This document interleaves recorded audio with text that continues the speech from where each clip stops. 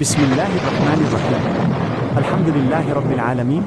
వస్సలాతు వస్సలాము అలా రసూలిల్లాహిల్ కరీం. అస్సలాము అలైకుం వరహ్మతుల్లాహి వబరకాతుహ్. నా ప్రియమైన సోదర సోదరీమణులారా, షాబాన్ నెల ముగింపుకు చేరుకుంటున్న తరుణంలో అల్లాహ్ సుబ్హానహు వ తఆలా మనకు ఒక గొప్ప అవకాశాన్ని ప్రసాదిస్తున్నాడు. అదే షబ్ ఏ బరాత్. దీనిని అరబీలో లైలతున్ నిస్ఫ్ మిన్ షాబాన్ అని కూడా అంటారు. రమజాన్ వంటి పవిత్ర మాసం రాకముందే మన హృదయాలను శుద్ధి చేసుకోవడానికి, గతంలో చేసిన పాపాలకు అల్లాహ్ సుబ్హానహు వ తఆలా నుండి క్షమాపణ వేడుకోవడానికి ఇదొక హెచ్చరిక మరియు ఆహ్వానం. ముందుగా షబ్ ఏ బరాత్ అంటే ఏమిటో అర్థం చేసుకోవాలి. షబ్ అంటే రాత్రి, బరాత్ అంటే విముక్తి లేదా క్షమాపణ, అంటే నరకాగ్ని నుండి విముక్తి పొందే రాత్రి. మరియు అల్లాహ్ సుబ్హానహు వ తఆలా నుండి మగ్ఫిరత్ అంటే క్షమాపణ పొందే రాత్రి. ప్రవక్త ముహమ్మద్ సల్లల్లాహు అలైహి వసల్లం షాబాన్ నెల మధ్యరాత్రి ప్రాముఖ్యత గురించి స్పష్టంగా వివరించారు. సునన్ ఇబ్ను మాజాలో నమోదైన ఒక హదీసు ప్రకారం ప్రవక్త ముహమ్మద్ సల్లల్లాహు అలైహి వసల్లం ఇలా సెలవిచ్చారు: అల్లాహ్ సుబ్హానహు వ తఆలా షాబాన్ నెల మధ్యరాత్రి తన సృష్టి వైపు దయాదృష్టి సారిస్తాడు మరియు 2 వ్యక్తులు తప్ప మిగిలిన అందరినీ క్షమిస్తాడు. వారు ఎవరంటే, 1 ముష్రిక్ అంటే అల్లాహుకు భాగస్వాములను కల్పించేవాడు. 2 ముషాహిన్ అంటే తన సోదరునిపై హృదయంలో ద్వేషం, పగ లేదా అసూయ పెట్టుకున్నవాడు.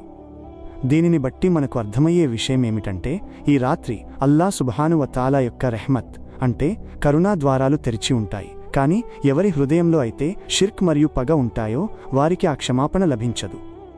చాలామంది సోదరులు ఈ రాత్రి గురించి ఖురాన్ ఆధారాల కోసం అడుగుతుంటారు. సూరా అద్-దుఖాన్లోని 3 మరియు 4 ఆయత్లలో అల్లాహ్ సుబ్హానహు వ తఆలా ఒక ముబారక్ అంటే శుభప్రదమైన రాత్రి గురించి ప్రస్తావించాడు. అందులో ప్రతి ముఖ్యమైన విషయం నిర్ణయించబడుతుందని సెలవిచ్చాడు. ముఫస్సిరీన్ అంటే ఖురాన్ వ్యాఖ్యాతలలో కొందరు ఇది లైలతుల్ ఖద్ర్ అని అంటే, మరికొందరు దీనిని షాబాన్ మధ్య రాత్రి అని అభిప్రాయపడ్డారు.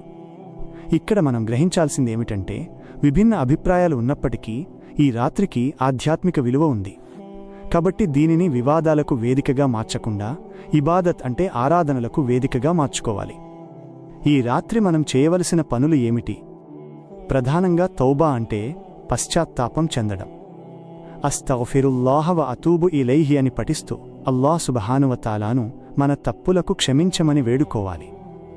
నవాఫిల్ అంటే ఐచ్ఛిక నమాజులు చదువుకోవాలి. దీనికి ప్రత్యేకమైన సంఖ్య లేదా పద్ధతి ఏదీ లేదు.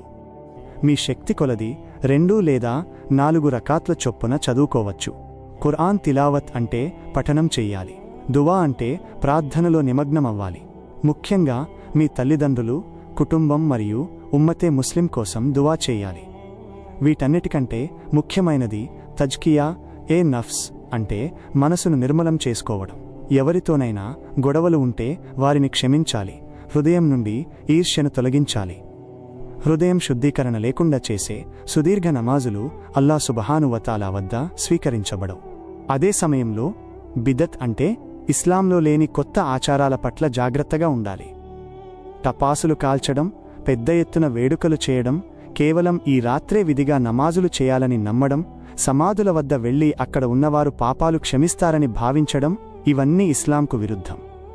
ప్రవక్త ముహమ్మద్ సల్లల్లాహు అలైహి వసల్లం మరణాన్ని గుర్తు చేసుకోవడానికి ఖబరస్థాన్ అంటే శ్మశాన వాటికకు వెళ్లమన్నారు, కానీ అక్కడ పూజలు చేయమని చెప్పలేదు.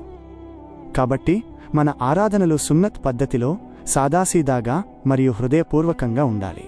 ముగింపుగా గుర్తుంచుకోండి, షబ్బే బరాత్ అనేది ఒక ఆత్మపరిశీలన చేసుకునే రాత్రి.